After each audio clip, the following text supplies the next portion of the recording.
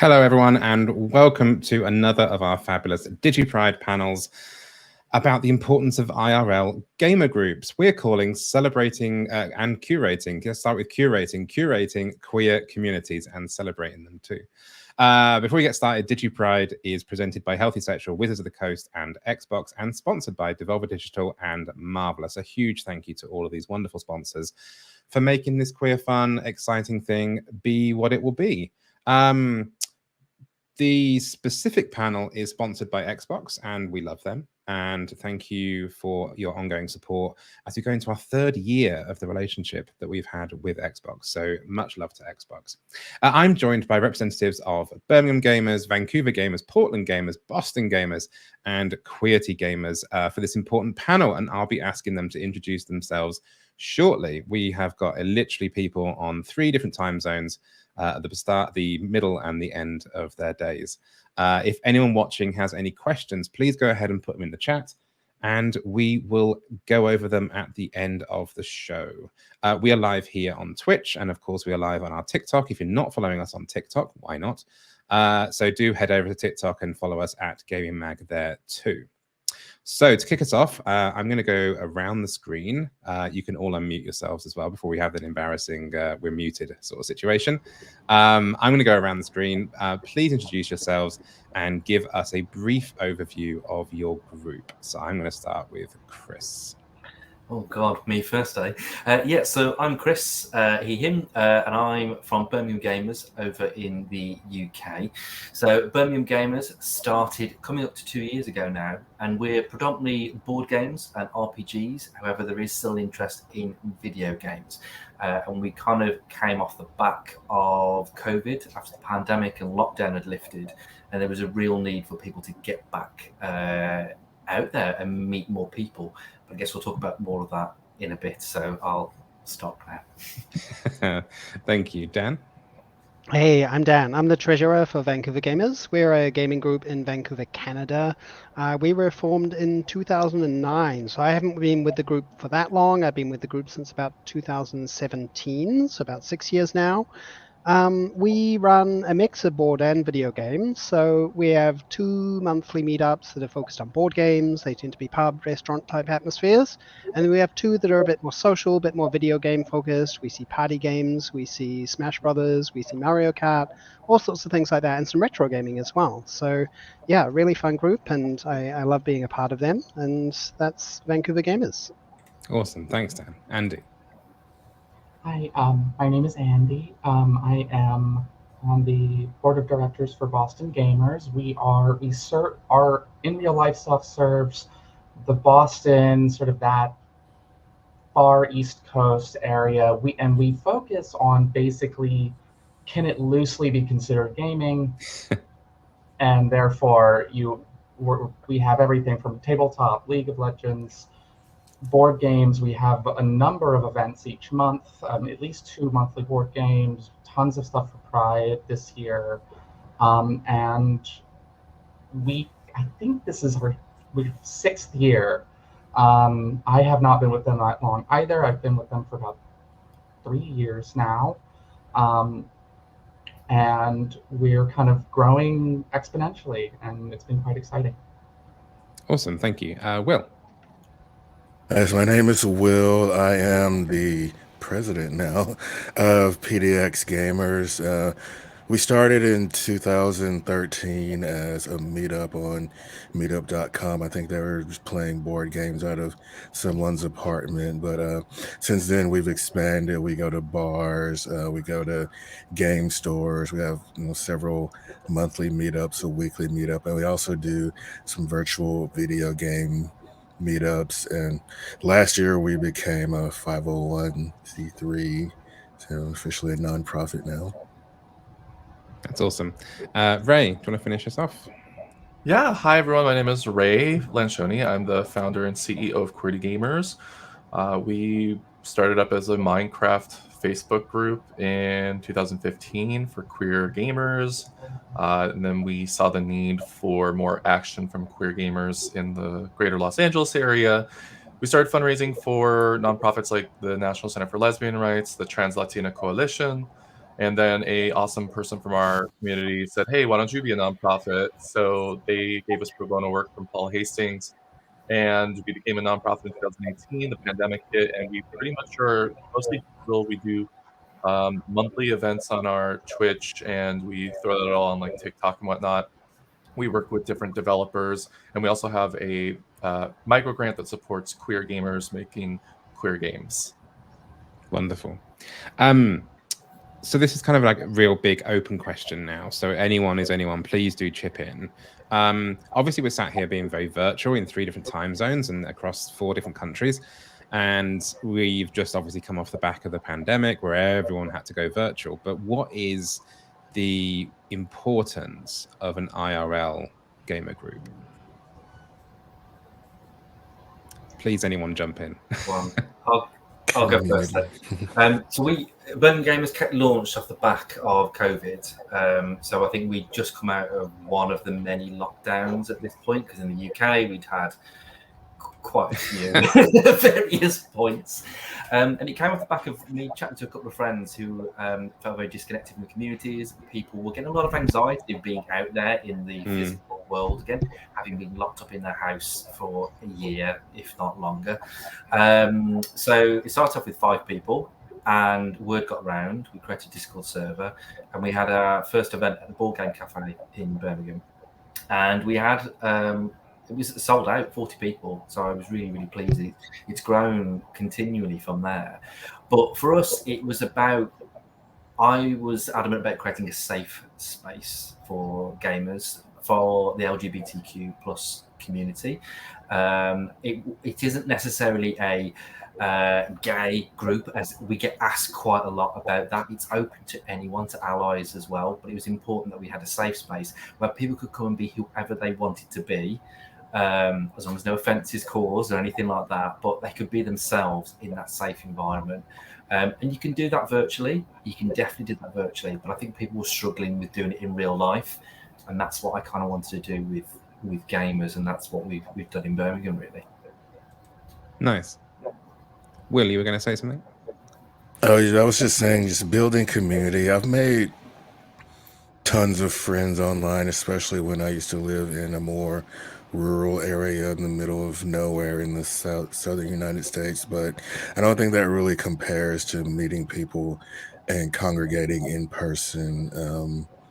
Just something that's missing. I don't think we're meant to be so isolated all the time. I think we need to come together, from time to time at least.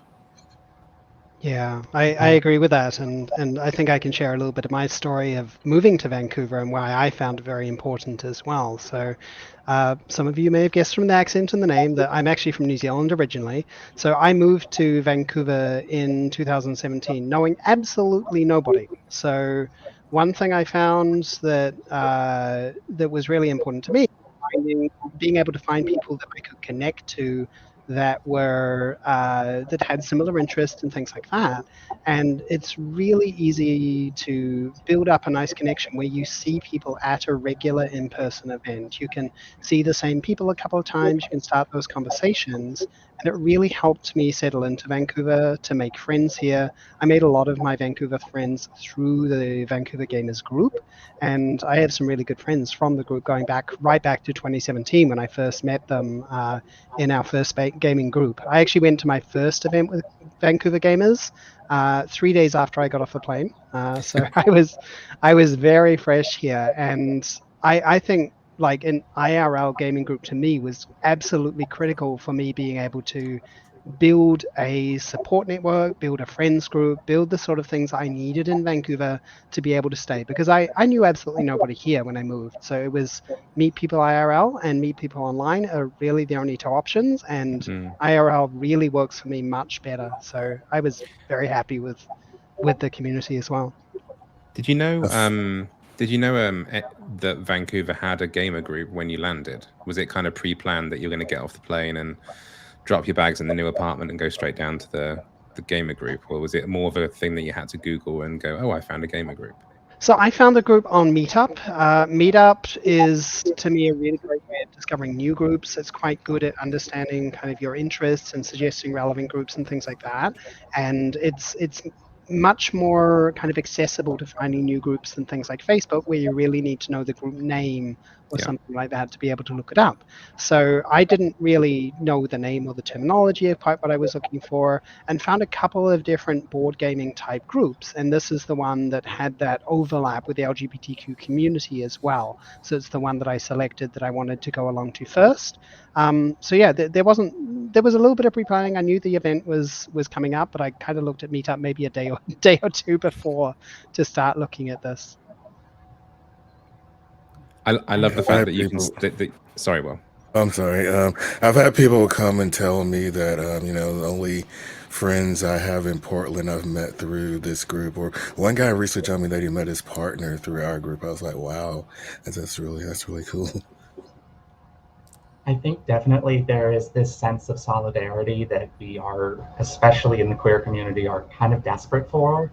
But like, I think what's so important right now is being able to congregate in a place where you don't feel like you have to defend your existence.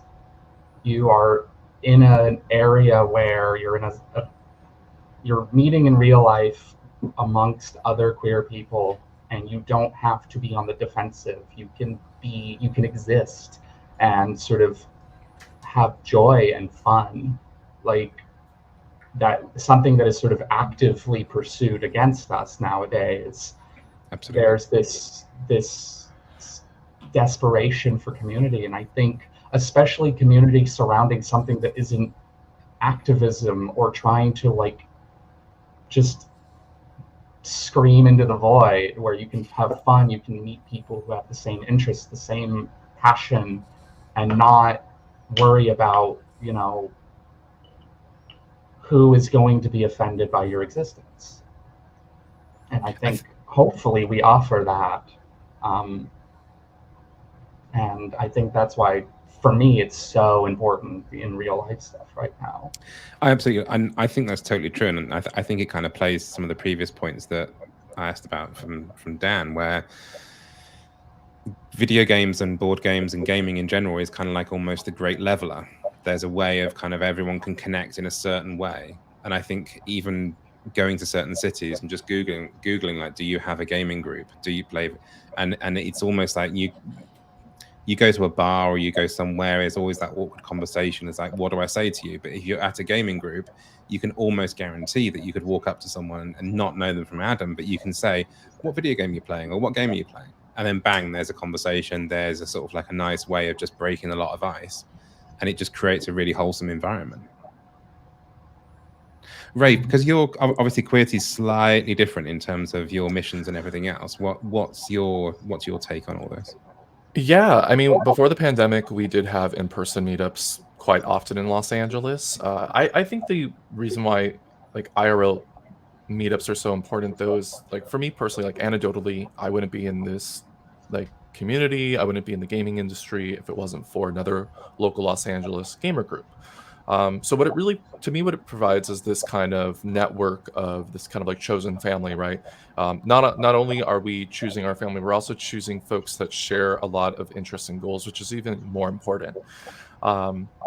So what Qweerty does is we provide like networking meetups and opportunities during like bigger events that we can make it out to. So we do a yearly game developer conference meetup. We did one at TwitchCon last year, which we can't afford this year. But what these events are, like if these events weren't there, quite often there would be no queer gamer meetup for these big events. But they provide kind of this place where if you don't know anyone from town, like kind of what you all were saying, if you don't know anyone from town, you're coming to this conference, you can come to one of our events and you can come and you can meet and be like, oh my gosh, like, what are you playing? And then you connect and then you add each other on LinkedIn or you follow each other on Twitch. And then you end up maybe working for them or working with them. And so it's kind of, the alphabet mafia. We're here as a family and we're here, especially in this community. And especially because it is so hard to get into this industry specifically. If you're getting into the gaming industry, if you're queer, you're more at a disadvantage. If you're marginalized, you're more at a disadvantage because it is so expensive to learn how to code, how to get into this community. You have to be in one of the big, like, like LA or New York or you know, like wherever gaming is happening, you have to be in those big areas or be lucky and get remote work from home. So yeah, IRL is super important. You know, although we're a lot more digital these days, we really do focus on those in-person events at those like big conferences. Chris, you mentioned something right at the start about safe spaces. How I'm curious. Everyone has their own way of doing stuff, but I wonder if there's a kind of common theme that people could almost take away from this. To open to anyone, how do you go about creating a safe space? We've slightly changed over the past month. So we were originally in a board game cafe in the city, and it was kind of open to everyone, and it was a very open space. And we put, you know, the usual guidelines and things in place. If people had got issues, we'd had one or two in the very early days. I think it was maybe our first or second meetup, and I'd asked people not to come back, basically, because behaviour wasn't acceptable at the end of the day. But we've recently changed the past month. So our last meeting was on Thursday, and we've now got our own private room as well. So there's we've had a couple of people who suffer with anxieties and don't like those big open spaces where there is everybody there. People want to come out without that fear of being judged. And now that we've got that private room, we found that I've had actually a couple of lovely messages afterwards that they can do that because they don't feel they're going to get stared at, or as they're walking down the street or anything like that. We've got our own safe space there. But for us, it was all about the community aspect, and we struggled with that identity to begin with, whether we were an LGBTQ gaming group or whether we were a bunch of gamers that are LGBTQ. And I think it's more the latter at the moment. We've all been brought together by our love for board games and video games, and we all just have to be, and I'm coining Ray's alphabet mafia as well. But it kind of, you don't have to come out. I mean, I hate that phrase. I really hate the phrase coming out. But because pretty much everyone in that room is LGBTQ, we have some allies in the room as well. You haven't got to feel like you've got to walk into the room and go, "Hi, I'm Chris. I'm gay, by the way." You don't need to do that because it's sort of everyone's in that same boat. And I think that's really important. That constant fear of having to come out every day and wondering what that reaction is going to be from people. It's physically and mentally exhausting as well, and you just don't know what's going to happen. So that was really important for us when we set the group up. Yeah, our group made the same decision about going gaming first. So gaming is the priority. LGBTQ plus identity that does mean that is kind of secondary. So that means that we discourage things like attempts at organizing like dating groups or anything like that, because that would lean more on the sexuality and the gender side rather than the gaming side. So for us, gaming is the thing that sets us aside from other LGBTQ organizations. So it is the thing we lean into as well. And like I want to second kind of what Chris said about effectively removing the bad apples. Like that is the way that you maintain a safe space as well. And you have to, in order to maintain a safe space, that does mean excluding certain people, and people that aren't going to meet expected behavior guidelines or aren't there to participate in gaming and things like that. They do need to be excluded in order to maintain that safe space. I would say the way that did I talk over someone? Sorry. Okay. I think the way that I love what both Chris and Dan just said. What we do is like our old mission statement actually included we put gaming first. It's not in there anymore, but that's still one of our values is we are gamers first. We're queer people as well. But I think that when we hyper focus on our labels, I think that's when it becomes problematic. And we start disagreeing, and we can become gatekeepers, and we start emulating our oppressors. And we want to make sure that our identity doesn't become our personality. And it's super important that we all recognize, though, that marginalized groups are still fighting for their rights.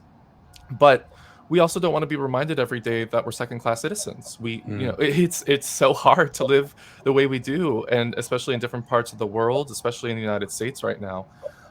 So yeah, we put gaming first here as well, and part of our kind of morals and our values is, and not to repeat myself, but we don't emulate our oppressors. And I'll say something right now, since I've been given a platform.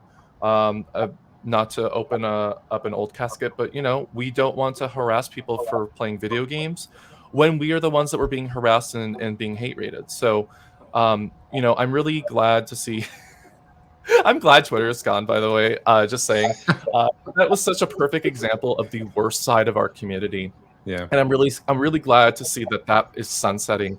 And I'm not saying I'm not super hopeful for Threads, but it does seem more positive right now. And I think we're remembering that we're people first, we're gamers first. We have all these shared interests. We don't have to be at each other's throats.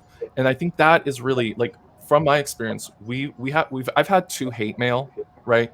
From my experience, our worst enemy is ourselves. And these rules and regulations, all this stuff, it's meant for our own community, actually. And we've been so lucky that you know, I've seen some GDC parties that can go wrong. I've seen LA parties that can go wrong. We've been lucky, and that hasn't happened. You know, so I'm really glad, and I hope no one ever has to experience any of those kinds of things that you've heard. But yeah, so I think what both Chris and Dana said, that is a great start, is to make sure that we have more than just a few shared interests, and that means being queer, being gay, being gamers, you know, shared morals and values, etc. Andy or Will, if there's anything about creating safe spaces that you want to share? I think, sort of piggybacking off of what Ray said, I think that we also, I think,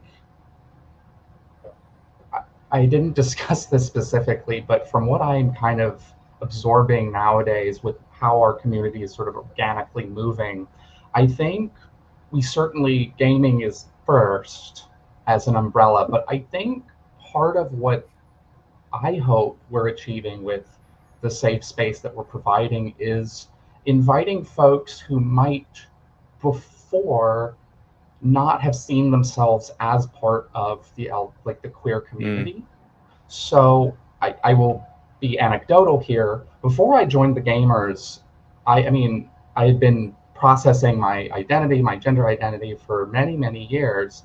I never saw myself in the queer community because the sort of what was perceived as queer culture was mostly what white gay men liked. And what I'm hoping, as I sort of get more involved in the Gamers, is being able to provide a space where I say, do you identify as LGBTQ plus, etc.? Do you like a thing that is part of queer culture? You're informing queer culture. You're welcome here because you like the thing. And because for example, I didn't connect with that stuff. And so kind of the safe space for me, or like the take on it, is that, like what you all were saying, these guidelines are for ourselves. I mean, I've seen trans Twitter tear apart people, and it's like we have to self-regulate ourselves. And I think part of that is saying we have a right, like queer people have a right to their own interests. Whatever you like, it's queer if you like it. Yeah, I love that reflection that it's a community in some ways that is more accessible than what I look at as kind of the gay village culture. Like I know that's where the media portrayal gets kind of the white gay man culture from, is often the stereotypical culture within the gay village of a city or something like that, which is overwhelmingly very heavy on drinking. It tends to be clubbing culture and things like that, and that's not for everyone. And having that gaming culture, it's somewhere that there tends to be less alcohol and things like that, which naturally makes the spaces safer as well. And isn't out late at night where people are making those bad decisions. So it adds in some extra layers to safe space as well, I think. Oh, I don't know. There's some late night bad decisions I've made gaming in the past, I have to admit. Obviously there's been an interesting mix of different groups where you were formed, when you were formed. Chris, I think you're going to have to sit this one out, but actually it might be relevant because it actually may be a catalyst to it.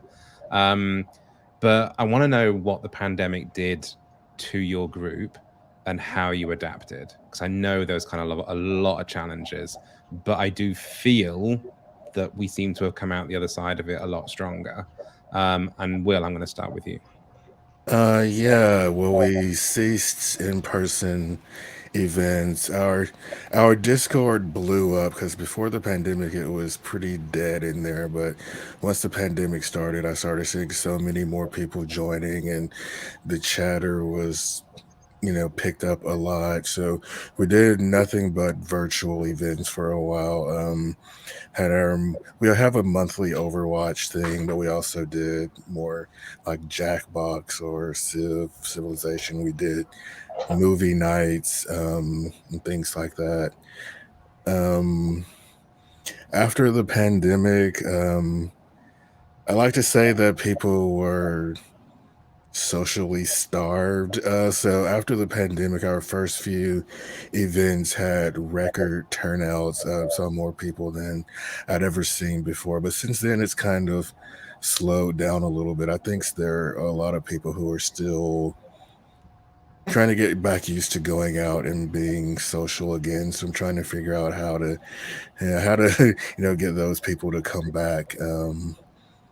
It's been a little bit of just I've seen attendance trying to dip off a little bit over the past year or so.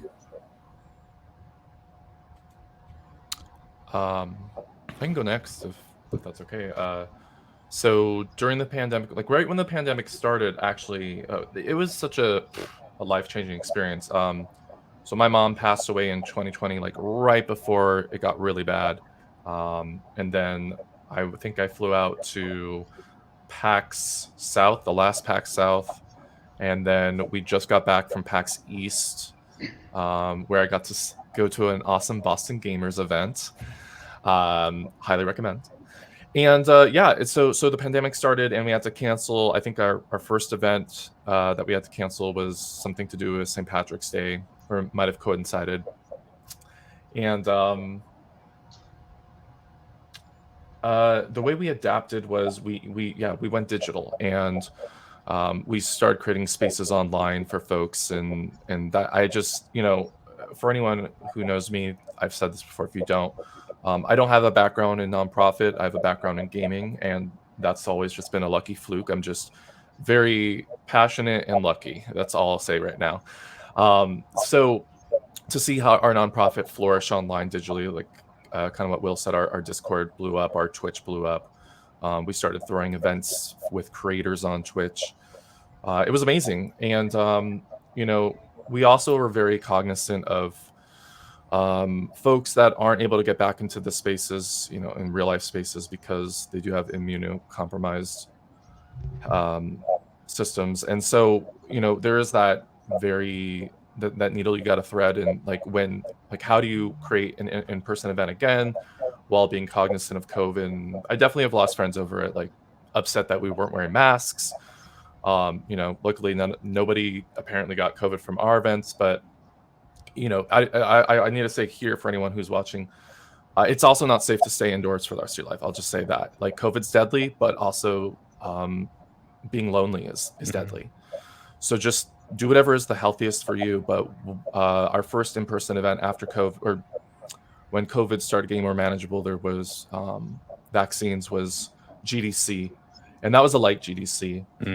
But luckily our event was indoor, outdoor. It wasn't too packed, and everyone had a lovely experience. And yeah, it was really rough. I'll say that. Like, people going through it. I can't imagine what people have gone through, losing people, and we just had to adapt. And again, at the end of the day, queer people, we really do need to meet in person at the end of the day. And we must have these events in person. And I'm really glad to hear that everyone else has really great events going on still. And I can't wait to make it out to some of them. I mean, I'm pretty close to Phoenix. Why don't I'll see you in a moment. I'll be up there in a moment. Or Portland even. Wait, is PDX Phoenix or Portland? Sorry. Oh my god, I thought it was Earlier. Phoenix. Yeah. Oh my gosh. Okay, well, It's just a short flight to Portland, yeah. I'll drive up. There is a Phoenix Gamers as well, though. There is a Phoenix Gamers. We've worked with them, yeah. Okay, well, and it also might have been my fault actually when I first put this call out, because I had put Phoenix and I meant Portland because PDX and PHX, but I'm British. That's my excuse. That's a fair I'm dyslexic. Yeah, same. There you go. Yeah, so our group, before COVID, we actually ran just 2 gamer events, and they were both very board game focused. So occasionally people might pull out like Ultimate Chicken Horse or something on a Switch at a board game event, but really they were very board game focused. So much like what Will was saying, our Discord blew up once we pivoted to online. We, like many other groups, cancelled in-person meetups for about a year. And did focus on Discord, which really helped bring out the video game part of our community. So in the early days of the pandemic, that meant a lot of online games. So things like Among Us was very popular for a while. We also had Overwatch nights, which actually, up until the release of Diablo 4, was still going on as well. And we had a lot of ad hoc games. I remember seeing people play Deep Rock Galactic, Civilization 6, all sorts of interesting little games that would pop up, and online board games as well, other secret role games, code names, like things that were from like easy to jump in as a group and very beginner, right through to very complex games. So it really felt like it was catering to almost every crowd that was coming into our Discord server, which was really great. It also allowed us to focus on some of the underrepresented groups in our Discord as well, because it was very easy to start dedicated spaces for people. You could start channels. We really saw the takeoff of our tabletop gaming channel. We also created a woman, non-binary, and trans channel as well, and that allowed them to develop a community during the pandemic, which then eventually started meeting in person as well. So dedicated women, non-binary, and trans events started happening towards kind of like 2020, late 2021 into 2022 as well. So in some ways, it did give us those extra boons, and some of those were being able to persist after COVID, like refocusing on video games and having more of a balance between board games and video games, I think is really great. And that transformation would have been hard without a catalyst. Andy, how's Boston Gamers? How did that deal with everything? So I kind of joined during the pandemic, but what I have noticed, from what I understood,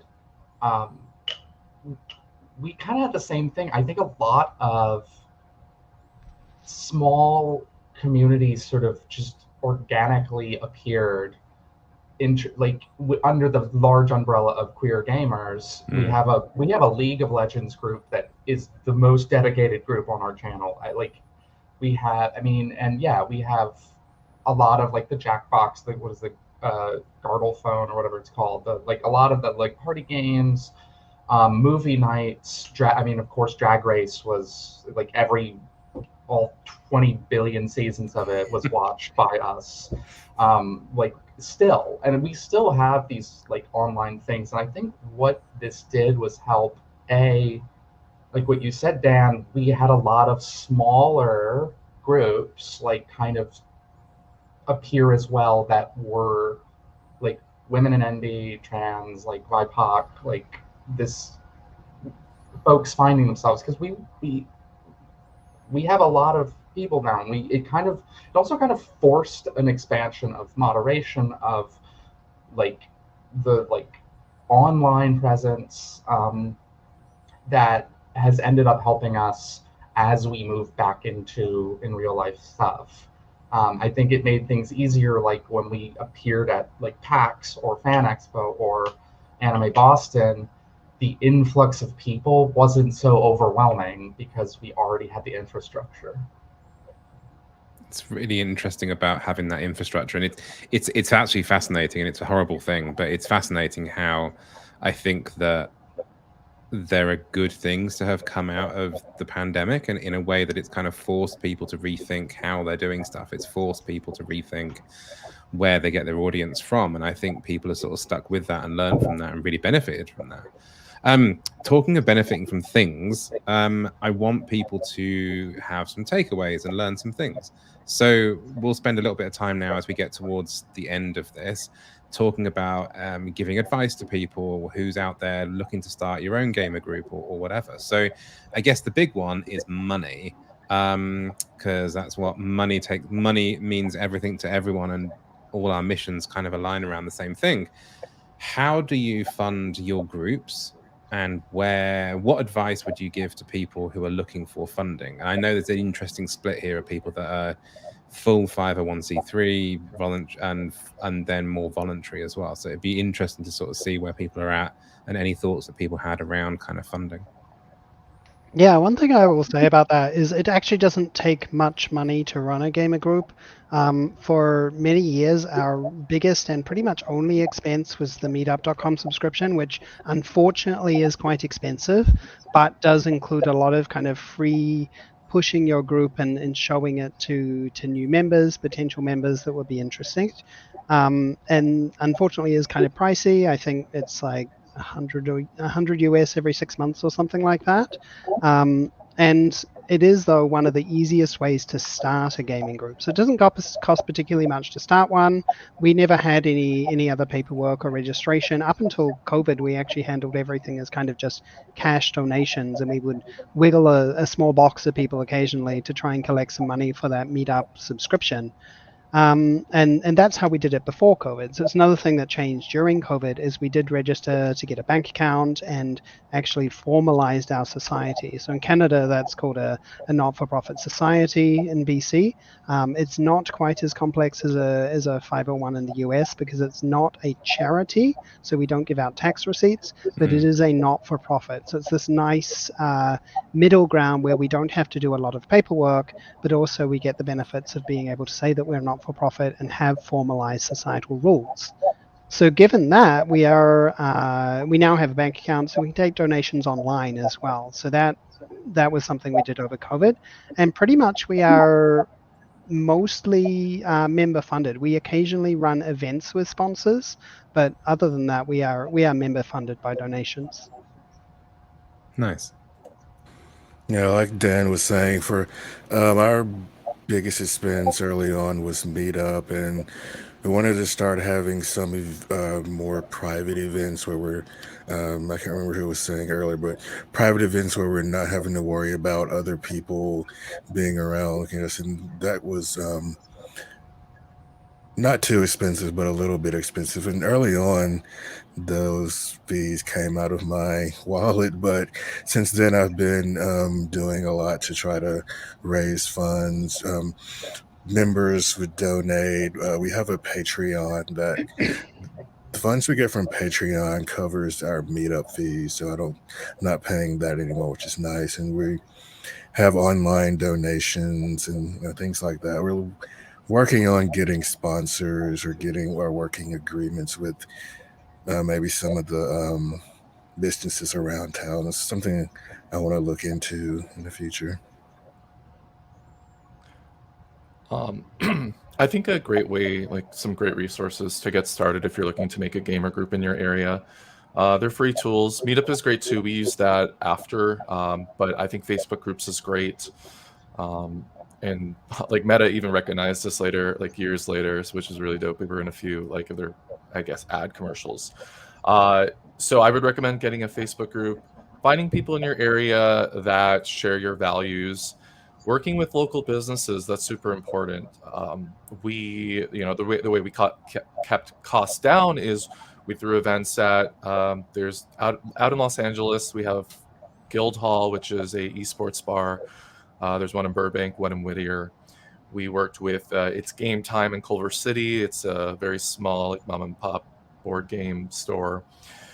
We had an event at World 8. That was our first event. That's a queer-owned video game store in Koreatown, and now they have in Little Tokyo.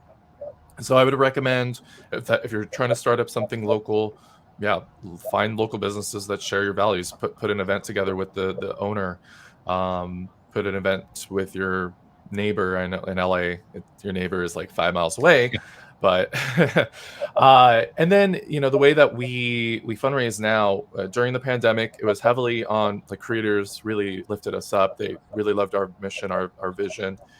They fundraised for us on Tiltify, and I'd randomly there'd be like a $10,000 like fundraiser that I didn't even know about by one of our community members, the Gecko Guild, right? So like these, like organically, like how I said earlier, I'm very lucky, I'm very passionate. Those are my two strengths, and it all just came to be, and word of mouth happens. All of a sudden now Alchemy Labs like loves us and donates to us, and EA now donated to us. So it's like, if you are doing really good work and you're passionate, people will notice. Uplift others, because don't expect anything back, but if something does happen, that's really cool. Work with nonprofits in your area. You might end up becoming a nonprofit, who knows, right? Like, this was all organic, nothing was really planned.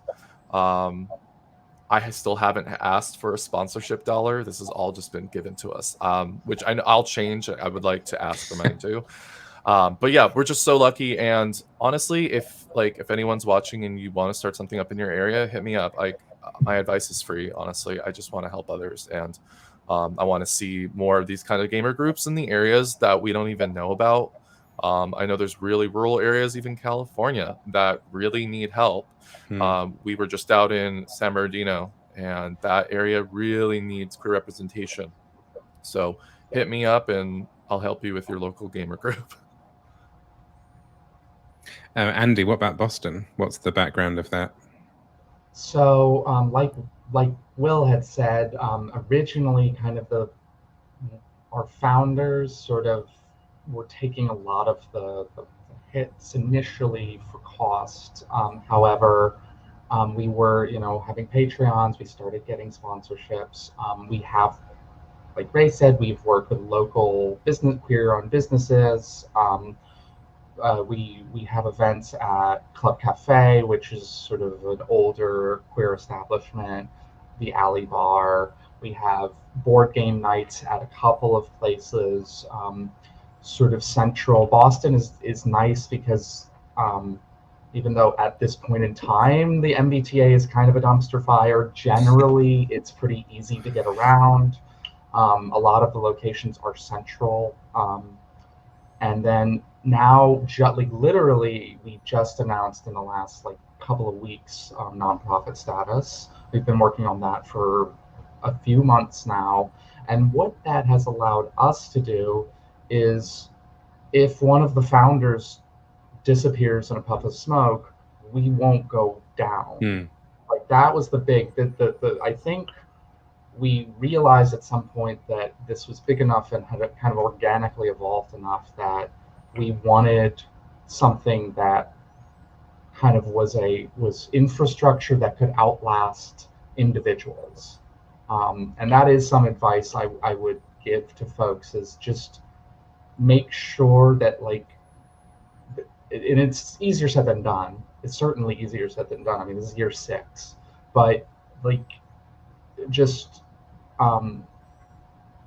try to, with any nonprofit, have things shouldn't come from grants or individuals first. It should donations, community, that sort of thing. And that's what we're working on, sort of divorcing one or a few people into sort of an actual institution.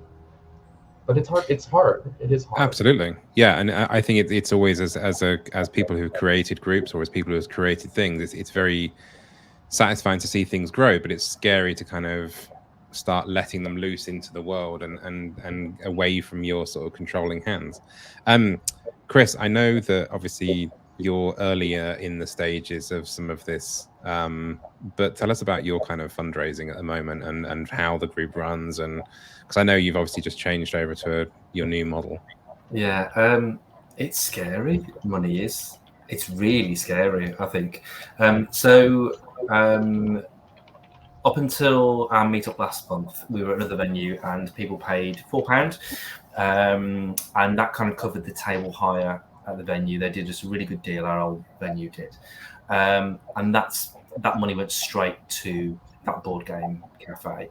Our new location have given us the space for free upstairs. We've got a room upstairs, which is great. So big shout out to Cherry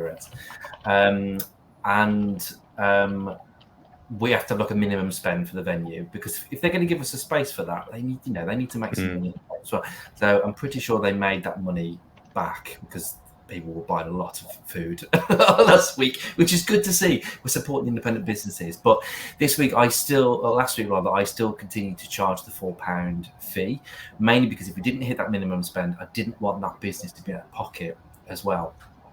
And we will charge for the next one as well, just so we've got that bit of surplus money. Then we need to decide what we're going to do about money.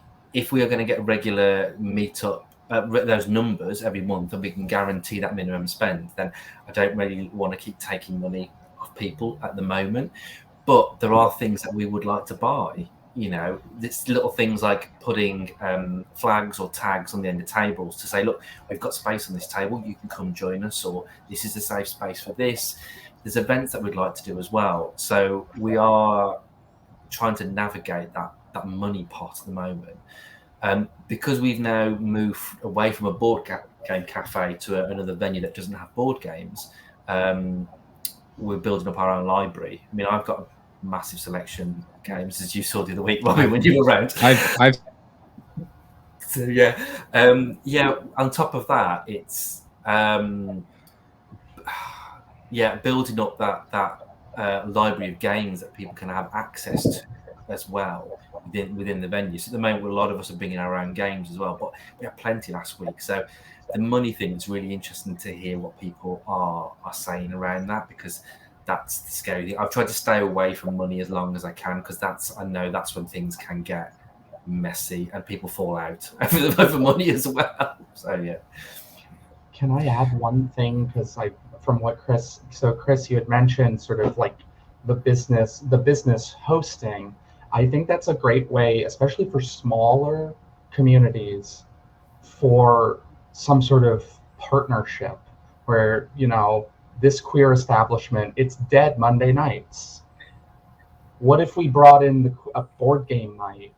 We sell tickets, you sell food and drinks, and a night that would normally be dead, now you see. And that's something we were able to do with Club Cafe, who, they were getting a small turnout for one thing. Now monthly we get like 100.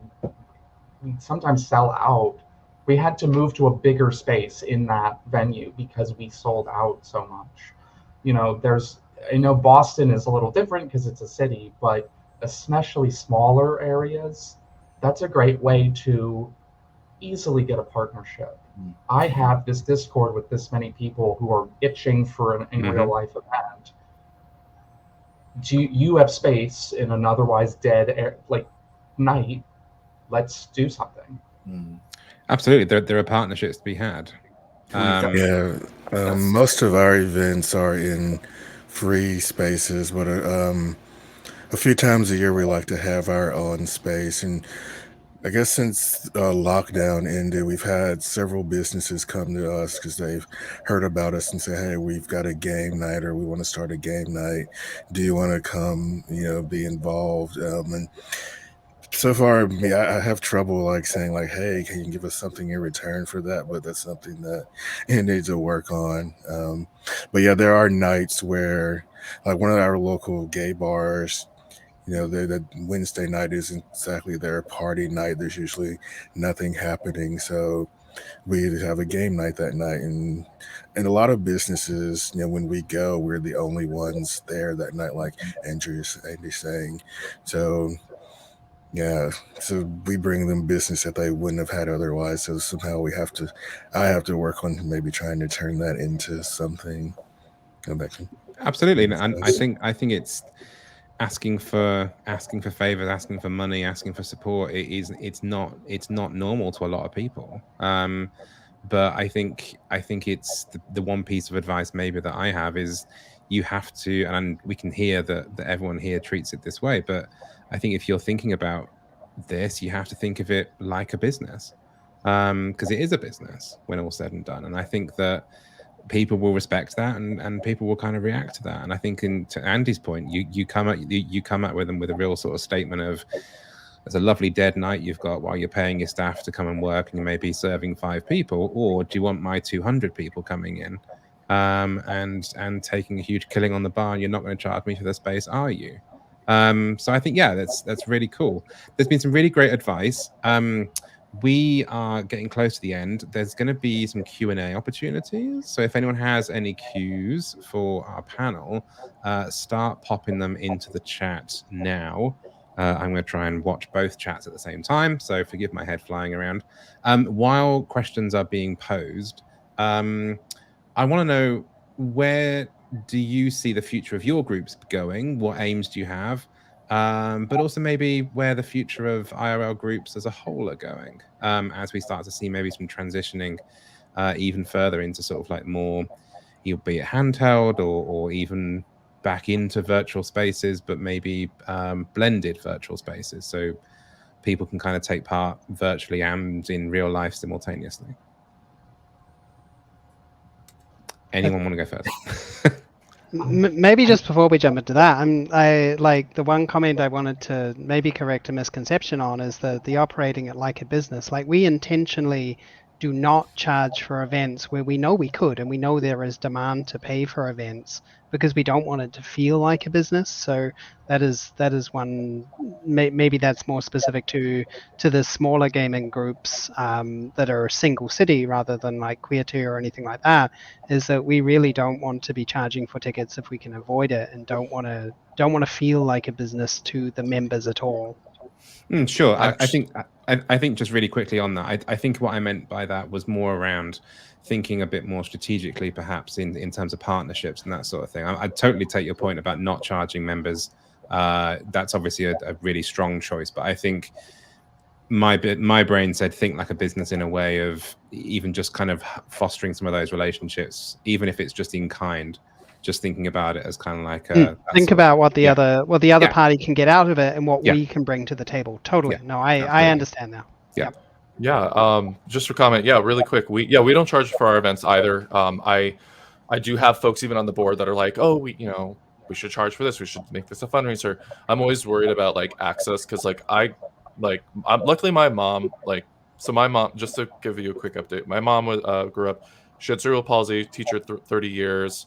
She was the breadwinner of this family. I am nowhere near how much she's made, and she was a teacher. So I didn't grow up with like a lot of money in terms of myself making money. So I always wanted, I had that cognizant, like I wanted to make sure people could access something and not have to worry about getting in the door, right? Especially in LA, it's super expensive to like drive anywhere to get, like, if you need a car or an Uber, you're not going to get there with bus, especially in the Valley. But I think, to your point about it being a business, that is something I think we should be cognizant of, because at the end of the day, we are worth something. We're all resource. Everyone in this panel is a resource, and you are worth something. And so just, I think we should make sure that we make it accessible. But I think from my feedback from my own board, eventually we do need to have some other kind of income. We want to diversify our income. But I do appreciate that all of you and our organization makes it accessible. So I'm glad, Dan, that you brought that back up, because that's important. Retrospect. We are trying to, what you said, move towards. We have a lot of our events are free.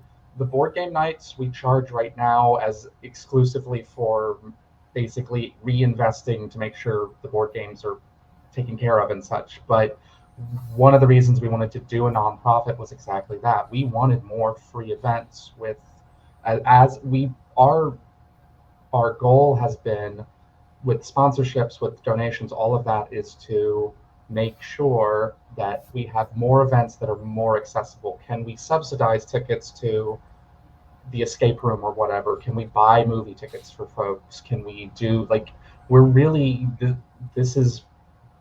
we're more interested in the, like, event aspect of this than anything else, which is that was our biggest thing, is moving more towards more things that are more accessible and maybe financially attainable across the board.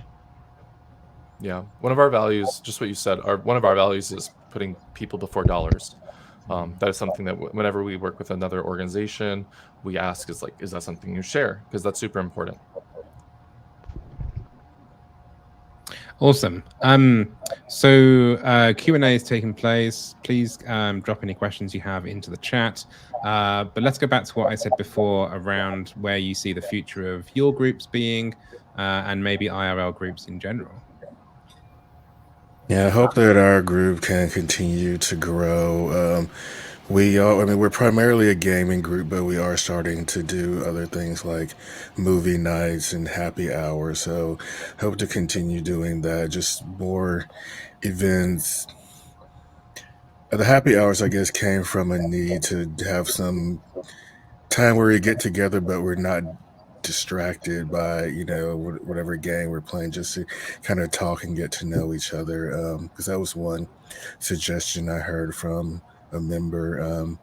So just hopefully we can continue to build more community. We also want to start doing some charitable events in the community, like maybe partnering up with another organization to do some events in the community. Yeah, like Qweerty Gamers. Let's do it. I'll drive all the way up there. Honestly, I would love to drive up there. No, stop. No, I'm not going to live that down, am I? I'll say really quick that this Monday, Qweerty is going to be. We're a grant recipient of Stream for Cause, so we're going to be receiving their sustainability coaching. So I will say, I don't truly know exactly what's in our future. I really hope to get a lot from their meeting. So I don't really want to reveal my 1-3-5 year plan. I will say that community assessments are super important. We have done them in the past, not like super like meticulous, but just finding out what your community wants and trying to meet them where they are, I think is super important. So, if for example, like we're in the Valley, just like I said, we're in LA, but we're really in the Valley, and it's really like there's not a lot of opportunities in the city. The best thing that we have is Respawn Entertainment. They're like maybe 3 miles away.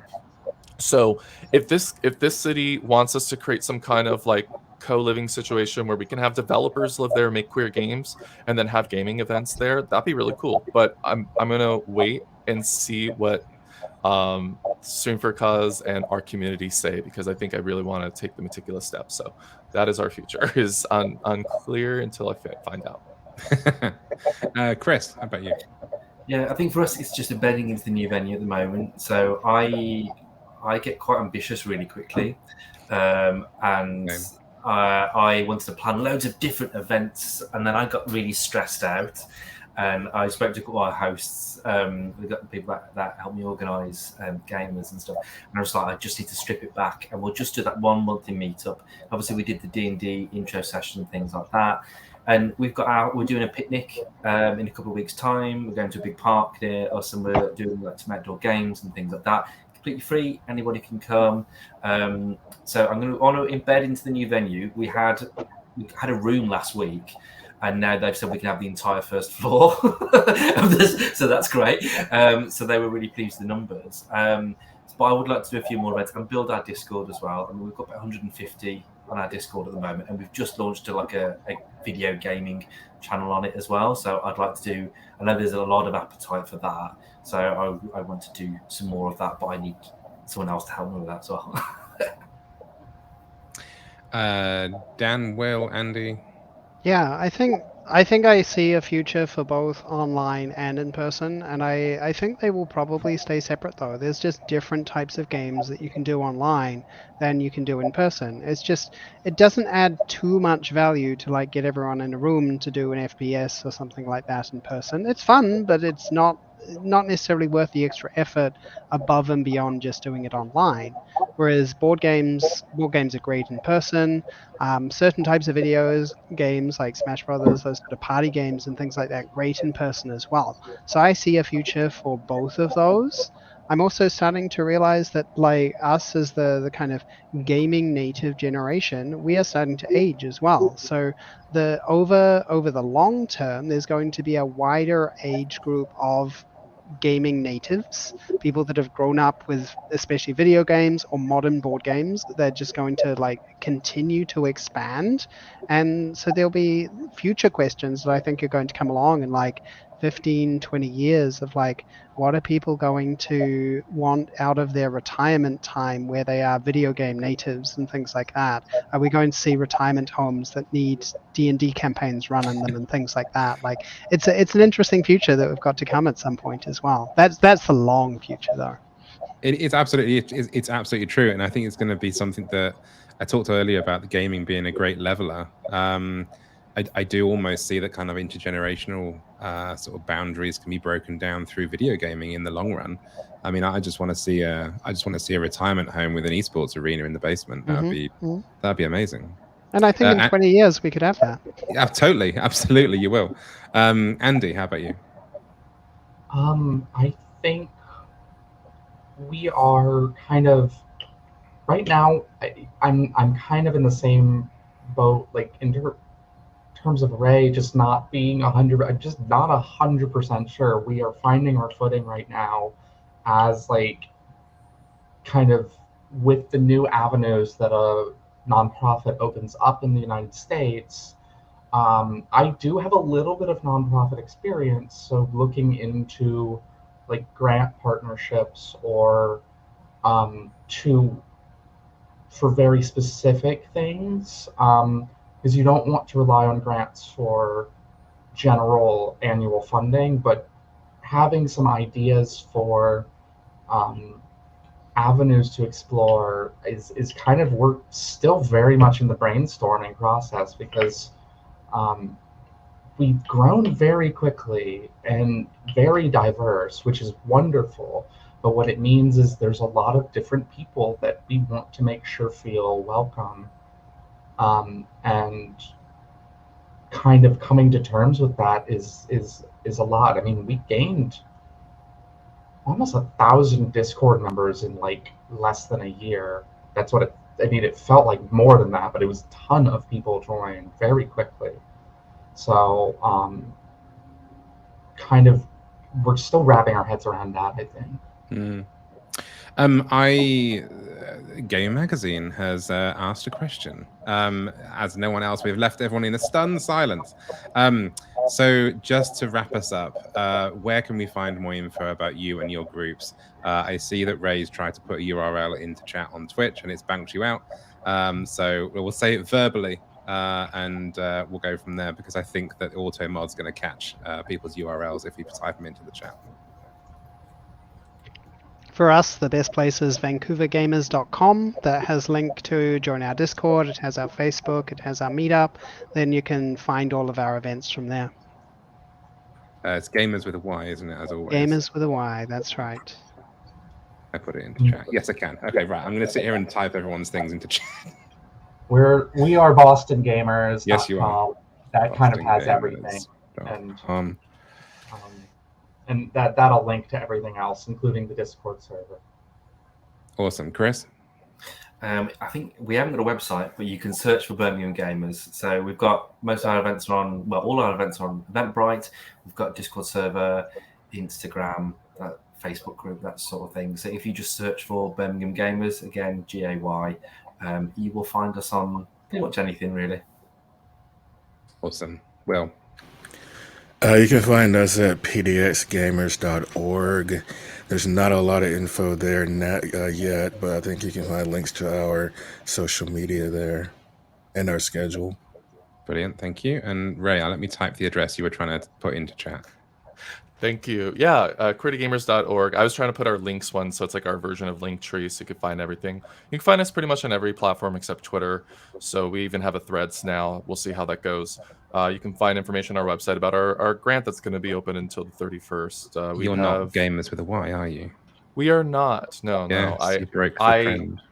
Yes, there because we go. I'll tell you, I'll tell you why is because we were trying to be just more inclusive when we started up a little later than most of these groups. So we were just like, why not just put the ME? Yeah, QWERTYGamers.org if you want to find out about our digital events or our in-person events. For the people in chat, that's the third attempt I tried to put the URL in. It's the third one you want to click, not the first two that I'm trying to type on the run.